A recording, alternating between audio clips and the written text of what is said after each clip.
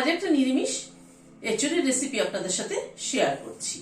নিরামিষ এঁচোড় যদি ঠিকঠাক মতো রান্না করা যায় তাহলে কিন্তু তার টেস্ট দারুণ হয়। আজ গতানুগতিক ফোড়ন না দিয়ে ফোড়নটাকে একটু পাল্টে দিয়েছি, মৌরি এবং মেথি ফোড়ন দিয়েছি। আর কি কি মশলা ব্যবহার করলাম চলুন একবার ভিডিওটা দেখি। এখানে 500 গ্রাম এঁচোড় কেটে নিয়েছি। এঁচোড় কিন্তু আজকাল বাজার থেকে কিন্তু অর্ধেক কেটে দেয়, পরিষ্কার করে ছাড়িয়ে দেয়, বাড়িতে এনে খালি টুকরো করে নেওয়া।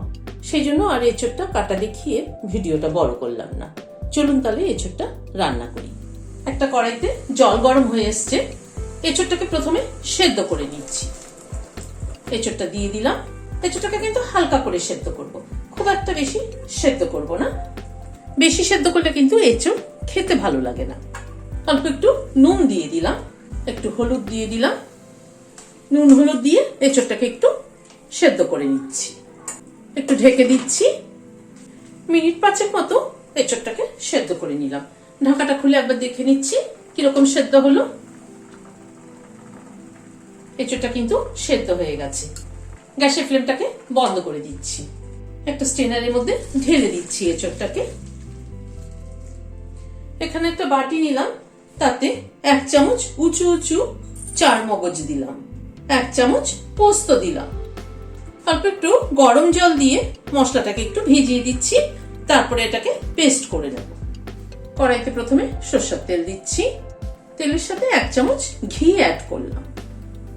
তেলটা গরম হওয়ার পর প্রথমে একটা শুকনো লঙ্কা ফোড়নে দিলাম, একটা তেজপাতা দিলাম, মেথি দিলাম 1/2 চামচ, মৌরি দিলাম 1/2 চামচ। মেথি মৌরি ফোড়নে এঁচোড় খেয়ে দেখবেন দারুণ লাগে। নর্মালি আমরা কি সাদা জিরে ফোড়ন দিয়ে করে থাকি, তো মেথি মৌরি ফোড়নে কিন্তু দারুণ হয়।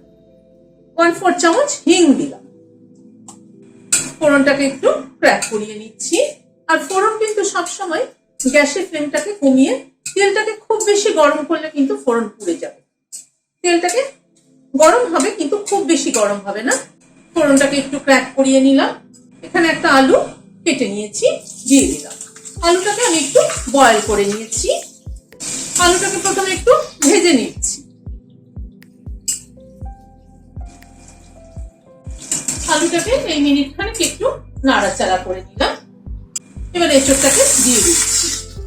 এঁচোড়টা দিয়ে একটু নুন দিয়ে দিচ্ছি, হলুদ দিয়ে দিলাম। পরিমাণ মতো নুন হলুদ দিয়ে এঁচোড় আলুটাকে ভেজে নিচ্ছি।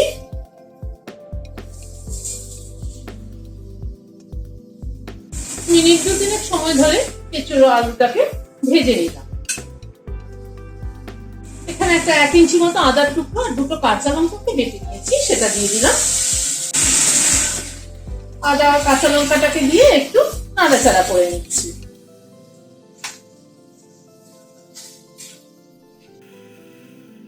আদা ও কাঁচা লঙ্কাটাকে দিয়ে মিনিট খানেক একটু নাড়াচাড়া করে নিলাম।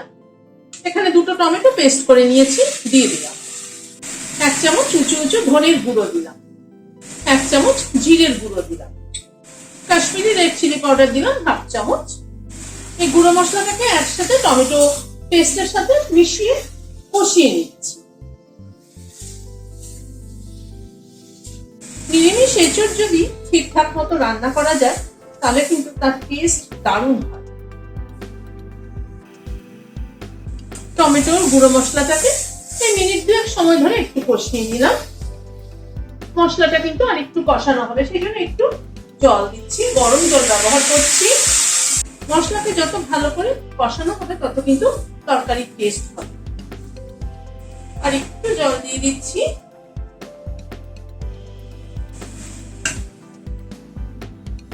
আবারও প্রায় মিনিট 2 সময় ধরে মশলাটাকে কষিয়ে নিলাম। চারমগজ আর পোস্ত বাটাতে এবার দিয়ে দিচ্ছি।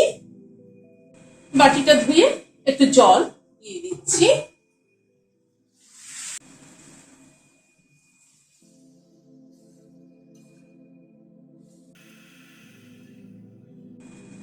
চারমগজ পোস্ত বাটাটাকে দিয়ে আবারও মিনিট 2 মতো একটু কষিয়ে নিলাম। এবার গরম জল দিয়ে দিচ্ছি। এঁচোড় কিন্তু গলে গেলে কিন্তু ভালো লাগবে না খেতে। সবসময় এঁচোড় সেদ্ধ হবে অথচ কিন্তু গোটা গোটা থাকবে, তাহলেই ভালো লাগে খেতে। গ্যাসের ফ্লেমটা বাড়িয়ে দিলাম, দিয়ে একটু ফুটতে দেব। একটু ঢেকে দিচ্ছি। মিনিট 2-3 মতো ঝোলটা ফুটলো, ঢাকাটা খুললাম। 10-12টা মতো কিশমিশ বেটে নিয়েছি, সেটা দিয়ে দিই। এই কিশমিশ বাটাটা দেওয়ার জন্য কিন্তু এঁচুড়ের টেস্টই কিন্তু পাল্টে যাবে। 1/4 চামচ গরম মশলার গুঁড়ো দিলাম, ঘি দিলাম 1/2 চামচ, 1/2 চামচ চিনি দিলাম। যেহেতু কিশমিশ বাটাটা দিয়েছি সেজন্য চিনির পরিমাণটা একটু কমই দিলাম। নিরামিষ তরকারিতে কিন্তু নুন মিষ্টির ব্যালেন্সটা যদি ঠিক না হয় তাহলে কিন্তু খেতে ভালো লাগে না। সবকিছুকে একবার একটু মিশিয়ে দিলাম, দিয়ে গ্যাসের ফ্লেমটাকে বন্ধ করে দিচ্ছি, দিয়ে ঢেকে দিচ্ছি স্ট্যান্ডিং টাইম 5 মিনিট। এরকম একটা এঁচোড়ের ডালনা কিন্তু নিরামিষের দিনে ভাতের সাথে খেতে কিন্তু দারুণ লাগে। ভিডিওটি যদি ভালো লেগে থাকে তাহলে একটা লাইক এবং সাবস্ক্রাইব করার অনুরোধ রইল। আজ তাহলে এখানে শেষ করছি। নমস্কার।